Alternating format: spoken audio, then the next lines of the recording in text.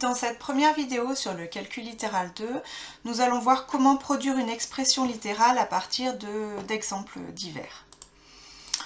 Donc le premier exemple, ça va être à partir d'un programme de calcul. Donc le programme A est le suivant, on choisit un nombre, on ajoute 4 à ce nombre, on multiplie le résultat par le nombre de départ et ensuite on enlève 20 au résultat.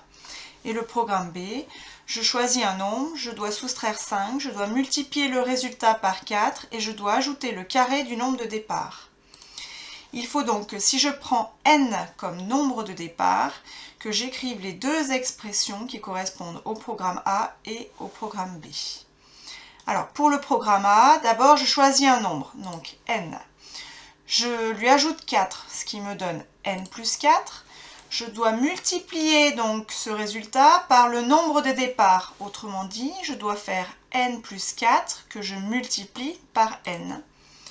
Et enfin, je dois enlever au résultat précédent 20. Donc du coup, cela me donne n plus 4 fois n moins 20. Donc le programme A, l'expression littérale qui correspond à ce programme, c'est n plus 4 fois n moins 20. Maintenant pour le programme B. Alors je choisis un nombre, donc n. Je soustrais 5, donc ça me fait n moins 5. Je dois multiplier le résultat par 4. Donc je dois multiplier n moins 5 par 4. Je pense bien à mettre les parenthèses autour de n moins 5. Et ensuite je dois ajouter le carré du nombre de départ.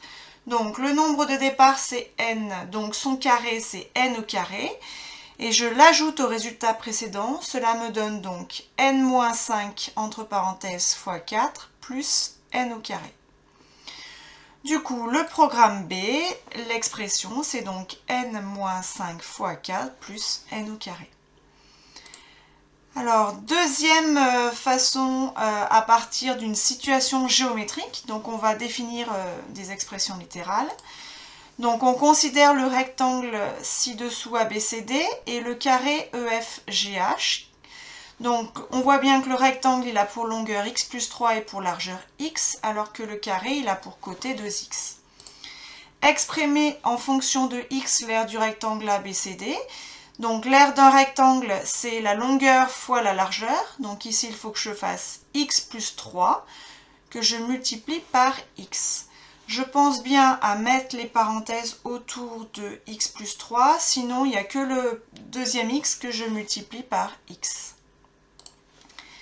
Et enfin, exprimer en fonction de x l'aire du carré EFGH. Donc l'aire d'un carré c'est côté fois côté, autrement dit c'est 2x fois 2x.